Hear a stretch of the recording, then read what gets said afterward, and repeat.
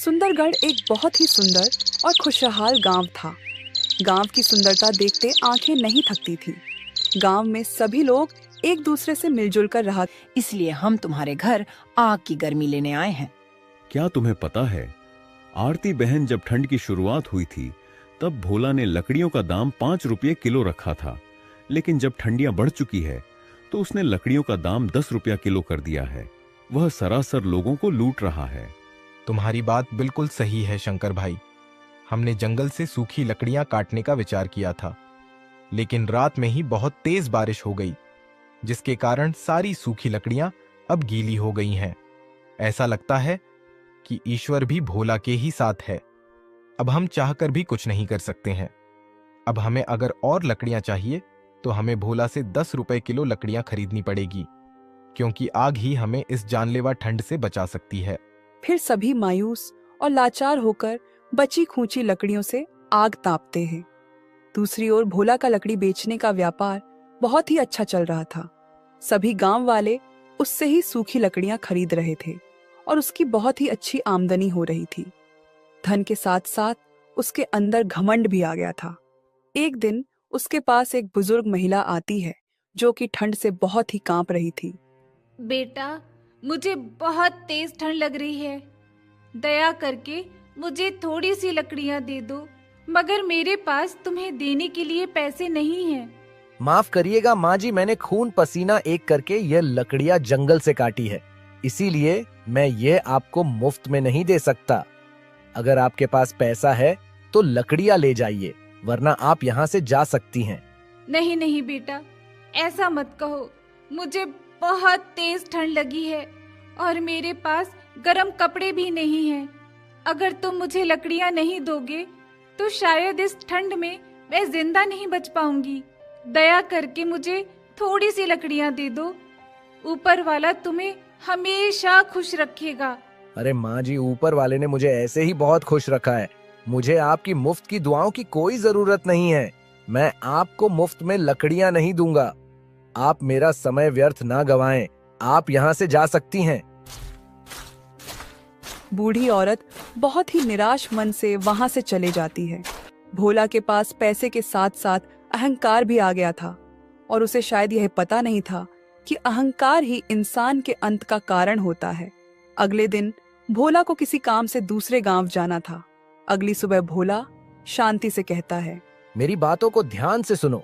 मैं किसी जरूरी काम से दूसरे गांव जा रहा हूँ। लकड़ी बेचने का काम तुम आज के लिए संभाल लेना, और याद रहे, किसी को भी मुफ्त में एक भी लकड़ी का टुकड़ा मत देना। आप लोगों पर इतना अत्याचार कर रहे हैं, मुझे ये बिल्कुल भी सही नहीं लग रहा है। अभी भी मौका है, हमें पैसे कमाने के साथ साथ दुआएं भी कमानी चाहिए।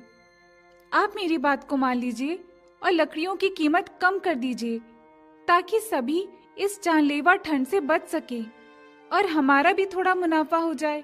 अब मेरे दिन इतने भी कमजोर नहीं हैं कि मैं तुम्हारी बातें सुनूं। मैं जितना बोलता हूँ बस तुम उतना ही करो। तुम्हें अपना दिमाग चलाने की कोई जरूरत नहीं है, नहीं तो अच्छा नहीं होगा। अपने पति की ऐसी कड़वी और क्रोधजनक बातें सुनकर शांति इसके आगे कुछ भी नहीं बोल पाती है, लेकिन वह मन ही मन यह समझ जाती है कि विनाश की घड़ी नजदीक है। इसके बाद भोला दूसरे गांव की ओर निकल जाता है। घर में अब सिर्फ भोला की पत्नी और उसका 9 साल का एक बेटा ही था।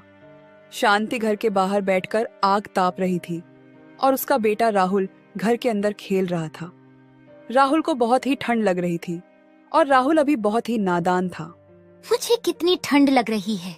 माँ तो बाहर आग की गर्मी ले रही है। यहाँ जो पिताजी ने सूखी लकड़ियाँ रखी है, मैं भी उसमें आग लगाकर आग ताप लेता हूँ। राहुल बहुत ही नादान था।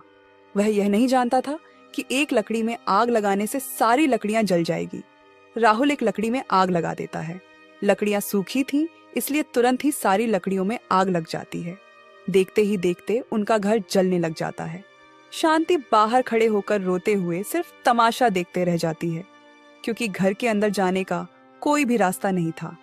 पूरे घर में भयंकर आग लग चुकी थी और कोई भी गांव वाला आग बुझाने के लिए नहीं आया, क्योंकि भोला ने सब पर थोड़े से पैसे के लिए अत्याचार किया था। उस आग में भोला का बेटा राहुल भी जलकर मर जाता है। कुछ घंटे बाद घर जलकर राख में बदल जाता है। जब भोला घर वापस आता है तो शांति उसे सारी कहानी बताती है। यह सुन भोला बहुत ही रोने लग जाता है और उसे अपनी गलती की सजा मिल जाती है। पता नहीं इस बार क्या होगा, मुझे तो अभी से ही बहुत डर लग रहा है। अच्छा तो ऐसी बात है, अभी तो इस समस्या का समाधान मुझे भी नहीं पता है, लेकिन हम इसके बारे में सोचेंगे। अभी मैं खेत पर चलता हूँ, मुझे बहुत ही काम है और मुझे पहले से ही काफी देर हो चुकी है। इतना बोलकर भोला खेत की ओर निकल जाता है। भोला खेतों में काम कर रहा था, तभी उसे ठंड से बचने और बहुत सारा पैसा कमाने की एक तरकीब दिखाई देती है। इस बार बहुत ज्यादा ठंड गिरने वाली है, सारे गांव का हाल बेहाल हो जाएगा। क्यों ना मैं जंगल से लकड़ियां काटकर जमा कर लूं और जब कड़ाके की सर्दी गिरेगी तो मैं उन्हें अच्छी कीमतों पर बेचूंगा। और अगर मेरा यह उपाय सफल हुआ तो मेरे पास बहुत सारा धन इकट्ठा हो जाएगा और फिर शायद मेरी गरीबी के दिन भी खत्म हो जाए। फिर भोला कुदाल लेकर घर की ओर निकल जाता है। कुछ देर बाद भोला घर पहुंच जाता है। अजी क्या बात है, आज आप खेत से बहुत जल्दी लौट आए। कोई समस्या है क्या, या फिर आपकी तबीयत ठीक नहीं है? करते थे। इस गांव में भोला अपनी पत्नी और एक 9 वर्ष के बेटे के साथ रहा करता था। भोला खेती करता, जिससे कि उनका गुजारा हो रहा था। अरे शांति, जल्दी से खाना बांध दो, मुझे खेत पर जाने के लिए ऐसे भी देर हो रही है। और राहुल अभी सोकर उठा है या नहीं? शांति एक पोटली में खाना लेकर जल्दी से भोला के पास आती है। ये लीजिए, आज मैंने आपकी मनपसंद गोभी की सब्जी रखी है। अब ना कहना कि तुम मेरे पसंद की चीज नहीं बनाती हो। वाह वाह, क्या बात है। गोभी की सब्जी की सुगंध तो बहुत ही अच्छी आ रही है। चलो ठीक है, अब मैं चलता हूँ, मुझे वैसे भी काफी देर हो चुकी है। इसके बाद भोला कुदाल लेकर अपने खेत की ओर निकल जाता है। रास्ते में भोला को उसके 2 दोस्त शंकर और संतोष मिल जाते हैं। अरे भोला भाई, आज खेत पर जाने के लिए काफी देर हो गई, क्या बात है? आज भाभी ने खाना देर से बनाया था क्या? हाँ भाई, तुम बिल्कुल सही समझे, लेकिन तुम दोनों यहाँ पर खड़े होकर क्या चर्चा कर रहे हो? तुम्हें आज काम पर नहीं जाना है क्या? नहीं नहीं, ऐसी कोई बात नहीं है, हमें काम पर जाना है। लेकिन इस बार गांव में जोड़ों की ठंड पड़ने वाली है, तो हम दोनों बस उसी पर चर्चा कर रहे थे। ठंड तो हर साल गिरती है, तो इस बार इतना चिंता करने वाली कौन सी बात है? कहीं तुम दोनों इस बात के लिए चिंता तो नहीं कर रहे हो कि तुम्हें ठंड में नहाना पड़ेगा? यह बोलकर भोला जोर जोर से हंसने लग जाता है। अरे नहीं भोला भाई, इस बार हमें ऐसा सुनने में आया है कि इस बार गांव में खून जमा देने वाली ठंड गिरेगी। तुम्हें तो पता ही होगा, पिछले वर्ष ठंड के कारण गांव से 6 लोगों की मृत्यु हो गई थी, और इस बार तो पिछली बार से भी ज्यादा ठंड गिरने वाली है, तो पता नहीं क्या होगा। हाँ, और हमारे पास इतने पैसे भी नहीं है कि हम मोटे मोटे कंबल और रजाई खरीद सके। मुझे तो बस अपने परिवार की चिंता है। पिछली सर्दी हमने बहुत ही मुश्किल से बिताया था। तरह तुम भी मेरी खूबसूरती से जलती हो। ठीक है, तुम दोनों ही सुंदर हो और हर रोज नहाती हो। अब लड़ाई करना बंद करो और यह सोचो कि इस बार ठंड से कैसे बचा जाए, नहीं तो हम सब की कुल्फी जम जाएगी। बचने का तो बस एक ही उपाय है, कंबल के अंदर रहो और पानी से दूर रहो। दूसरी ओर भोला हर रोज जंगल जाता और ढेर सारी सूखी लकड़ियां काट कर लाता। एक दिन सुबह जब कुल्हाड़ी लेकर भोला लकड़ी काटने के लिए जा रहा था, तभी उसे शंकर और संतोष रोक लेते हैं। अरे भोला भाई, तुम ढेर सारी सूखी लकड़ियां हर रोज काटकर क्यों ला रहे हो? अरे भाई, तुम तो जानते ही हो कि मेरी पत्नी को खाना बनाने का कितना शौक है। वह हर रोज तरह तरह के पकवान बनाती है, जिसके कारण काफी सारी लकड़ियां चूल्हा जलाने के लिए लग जाती हैं। इसीलिए मुझे हर रोज लकड़ियां काटने के लिए जंगल जाना पड़ता है। लेकिन भोला भाई, हमें तो यह पहली बार पता लगा कि तुम्हारी पत्नी खाना बनाने की शौकीन है। हमने पहले ऐसा कभी नहीं सुना है। फिलहाल छोड़ो, तुम कह रहे होंगे तो सही ही होगा। शंकर और संतोष को भोला की बात सुनकर कुछ अजीब लग रहा था, लेकिन उन्होंने इन बातों पर ज्यादा ध्यान नहीं दिया। ठीक है भाई, अब मैं चलता हूँ। कुछ दिन इसी तरह बीत गए। भोला जंगल जाता अरे नहीं भाग्यवान, मैं जब खेत पर जा रहा था तब शंकर और संतोष से मेरी मुलाकात हुई। उन्होंने बताया कि इस बार गांव में कड़ाके की ठंड गिरेगी, इसीलिए मेरे मन में एक योजना आई है कि मैं जंगल से सूखी लकड़ियां काटकर इकट्ठा कर लूं और जब खून जमा देने वाली ठंड गिरे तब मैं उन्हें बेचकर बहुत सारा पैसा कमाऊं। हाँ, आपकी बात तो बिल्कुल सही है। हम ये कर तो सकते हैं। मानना पड़ेगा भोला जी, आपका दिमाग तो मेरी जुबान से भी तेज चलता है। हाँ हाँ ठीक है, अब मैं जंगल से लकड़ियां काटने के लिए जा रहा हूँ और तुम यह बात किसी को भी मत बताना, नहीं तो हमारे सारे किए कराए पर पानी फिर जाएगा। नहीं नहीं जी, मैं ये बात किसी को नहीं बताऊंगी। मैं इस बात को खाने की तरह ही पचा लूंगी। दोनों हंसने लग जाते हैं और फिर भोला कुल्हाड़ी लेकर जंगल की ओर लकड़ियां काटने के लिए निकल जाता है। कुछ दूर चलने के बाद उसे कुछ सूखे पेड़ दिखाई देते हैं। वह क्या बात है, यहाँ तो बहुत सारे सूखे पेड़ हैं। मैं अब लकड़ियां काटना शुरू करता हूँ।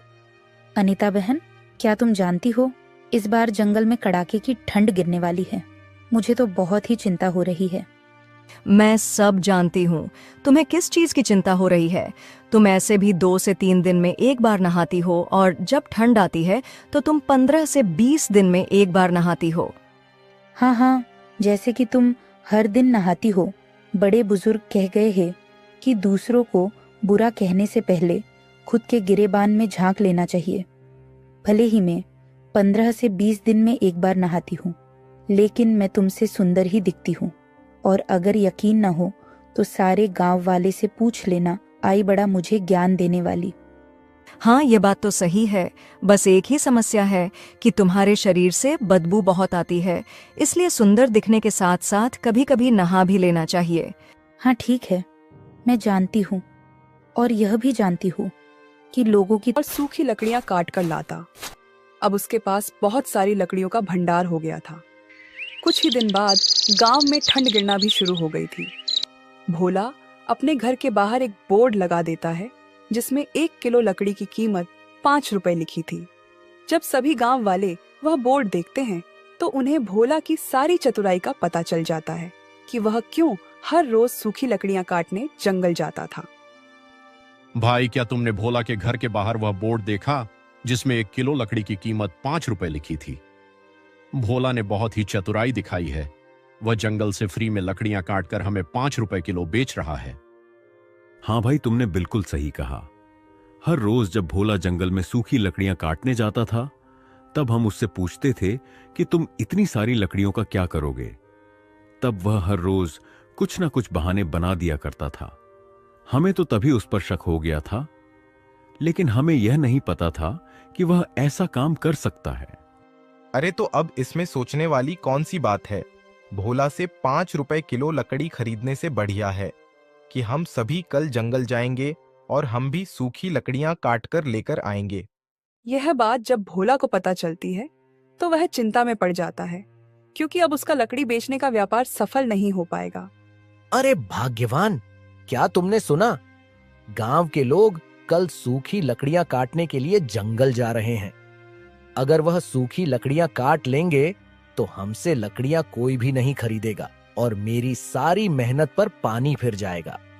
हाँ जी, आपने बिल्कुल सही कहा। काश कोई ऐसा चमत्कार हो जाए कि कल गांव वाले लकड़ियां काटने जा ही ना पाएं। हाँ, अब हम सिर्फ ऊपर वाले के भरोसे ही रह सकते हैं। कुछ ही देर बाद रात हो जाती है। दोनों पति पत्नी खाना खाकर सो जाते हैं, लेकिन रात में ठंड के साथ साथ आसमान में काले बादल छा जाते हैं और कुछ ही देर में बहुत तेज बारिश होने लगती है। बारिश के साथ साथ ठंड भी बहुत ज्यादा बढ़ जाती है। बारिश गिरने के कारण सारे पेड़ पौधे गीले हो जाते हैं, जिससे कि अब जंगल में एक भी सूखी लकड़ियां नहीं बचती है। सुबह होने तक बारिश रुक जाती है। जब भोला और शांति बारिश देखते हैं तो वह बहुत ही खुश हो जाते हैं। अजी देखिए, लगता है ऊपर वाले ने हमारी सुन ली और रात को बारिश करवा दी। अब सारे पेड़ पौधे गीले हो गए होंगे और अब तो सूखी लकड़ियां भी जलने लायक नहीं रही होंगी। हाँ, तुमने बिल्कुल सही कहा। गांव वालों ने अपने आप को बहुत ही बुद्धिमान समझा था, लेकिन उनकी सारी बुद्धिमानी धूल में मिलकर रह गई और अब मैं लकड़ियां 5 रुपए किलो बेचने की बजाय 10 रुपए किलो बेचूंगा। नहीं नहीं, आप 5 रुपए किलो ही लकड़ियां बेचो। अगर हम 10 रुपए किलो लकड़ियां बेचेंगे तो ये सीधे सीधे लोगों को लूटना हो जाएगा। ऊपर वाले ने आपकी मेहनत को बचाने के लिए बारिश करवा दी और अब आप इसका गलत फायदा ना उठाएं। मेरी आपसे विनती है कि आप लकड़ियों का दाम 5 रुपए किलो ही रखें। मैं लकड़ियों का दाम 5 रुपए किलो ही रखता, लेकिन गांव वालों ने अपनी चतुराई दिखाकर अच्छा नहीं किया और रात को जो बारिश हुई है वह ऊपर वाले का संदेश था कि गांव वाले को सबक सिखाया जाए।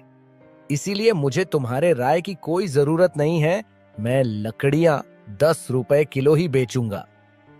अपने पति की यह बात सुनकर शांति को बहुत ही दुख होता है और भोला अपने घर के बाहर लगे बोर्ड को बदल देता है और उसमें 10 रुपए किलो लकड़ियों का दाम लिख देता है। यह देख गांव वालों को बहुत ही गुस्सा आता है, लेकिन वह कुछ नहीं कर सकते थे। देख रही हो सुमन बहन, गांव में कितनी ज्यादा ठंड पड़ रही है। हमारे पास तो थोड़ी सी ही लकड़ियां हैं। हम इसे ही जलाकर इस ठंड से राहत पाने की कोशिश कर रहे हैं। हाँ, तुमने बिल्कुल सही कहा आरती बहन। हमारे पास तो थोड़ी भी लकड़ियां नहीं है,